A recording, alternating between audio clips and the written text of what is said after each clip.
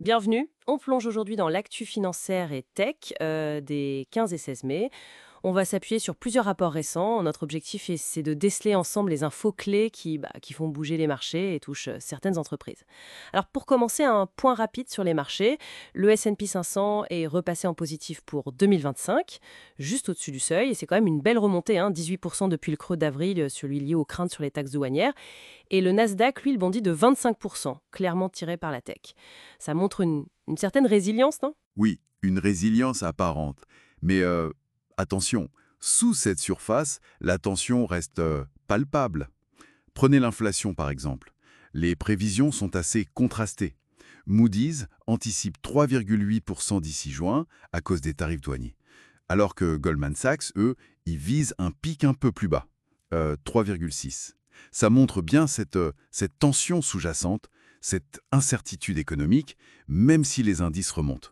Hmm, d'accord. Et cette tension, on la voit aussi dans des mouvements stratégiques assez forts, non? Surtout dans la tech. On parle de contrats géants qui se multiplient.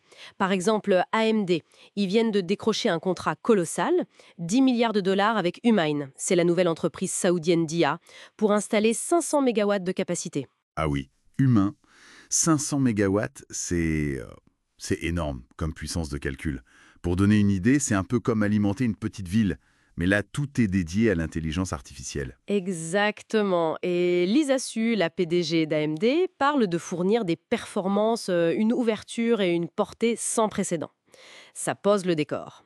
Et Nvidia, ils ne sont pas en reste. Ils annoncent une première livraison de leur puce Blackwell, c'est la toute nouvelle génération, pour ce même projet humain. Hmm. Et c'est intéressant, ça arrive juste après un assouplissement des restrictions américaines sur l'export de puces IA vers le Moyen-Orient. Tout à fait. Et les marchés, évidemment, adorent ça. AMD a pris plus 9,4% sur la semaine. Nvidia, c'est plus 11,4% en seulement 2 jours. Oui, c'est spectaculaire. Mais ce qui est fascinant là-dedans, c'est le double jeu géopolitique. D'un côté, on facilite les exports vers le Moyen-Orient, mais de l'autre, les États-Unis maintiennent la pression sur la Chine. C'est un équilibre précaire. Et pourtant, on entend dire que Jensen Huang, le patron de Nvidia, il viserait toujours la Chine comme un marché potentiel énorme. On parle de 50 milliards de dollars.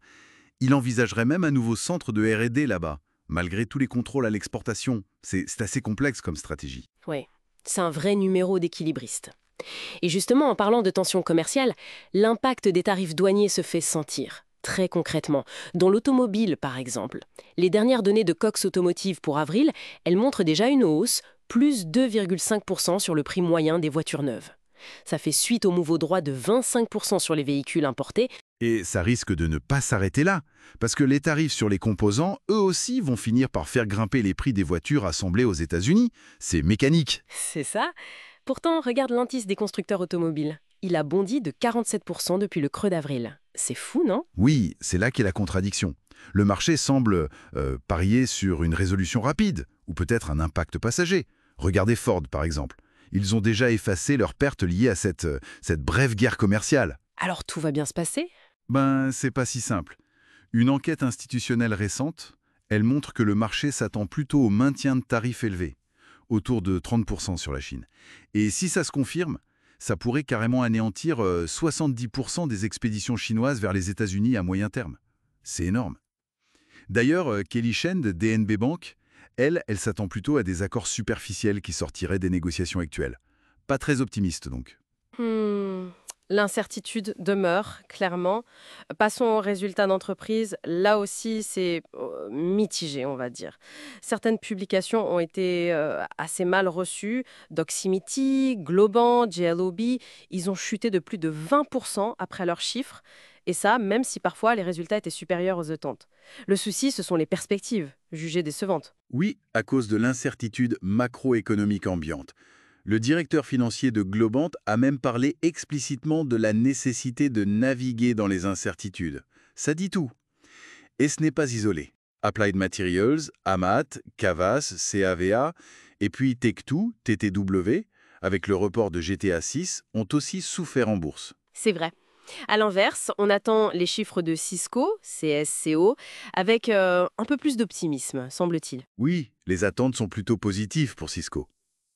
Mais si on regarde les stratégies d'investissement des grands acteurs, C'est peut-être là qu'on trouve des choses révélatrices. Le dernier dépôt 13F de Berkshire Hathaway, celui qui montre leur position au premier trimestre, il révèle en fait assez peu de nouveaux achats majeurs. La participation dans Apple, par exemple, elle est stable. Par contre, Berkshire a vendu toutes ses parts dans Citigroup et New Holdings. Et ils ont réduit leur position dans d'autres financières, comme Bank of America. C'est un mouvement assez net. Ah oui. Et où est-ce qu'ils ont mis leur argent alors? Eh bien, c'est intéressant. Berkshire a fortement augmenté sa participation dans Pool Corp. C'est plus 145%. Pool Corp, c'est un distributeur de matériel de piscine. Et ils ont aussi doublé leur mise dans Constellation Brands, qui fait des boissons, notamment alcoolisées. Piscine et boisson, c'est un sacré changement par rapport aux banques. Exactement. Ce désengagement assez marqué du secteur financier traditionnel au profit de secteurs peut-être plus liés à la consommation plaisir ou domicile, ça pourrait signaler une conviction assez profonde chez Berkshire. Peut-être qu'ils pensent que la résilience, la stabilité future, elle ne se trouve plus forcément dans les piliers classiques de l'économie, mais plutôt dans des niches jugées moins exposées aux grands cycles économiques et aux tensions actuelles. Bon, si on essaye de résumer ce tour d'horizon rapide, on a des marchés qui rebondissent, oui, mais qui restent quand même sous la menace des tarifs de l'inflation. Des contrats technologiques majeurs, notamment au Moyen-Orient, sur fond de jeux géopolitiques complexes. Des résultats d'entreprises très contrastés qui reflètent bien ce climat économique incertain. Et puis des stratégies d'investissement qui s'adaptent de manière assez radicale, comme on vient de le voir avec Berkshire Hathaway. Tout à fait. Et pour finir, peut-être une petite piste de réflexion. Ce mouvement de Berkshire, s'éloigner des grandes banques pour renforcer ses positions dans Pool Corp, les piscines, et Constellation Brands, les boissons. Qu'est-ce que ça nous dit, au fond, sur la perception de la valeur, de la stabilité, par l'un des investisseurs les plus avisés au monde? Surtout dans ce contexte actuel, d'incertitude économique, de tensions commerciales, d'inflation. Où se situe la valeur refuge, la stabilité perçue aujourd'hui? C'est une question qui, je pense, mérite d'être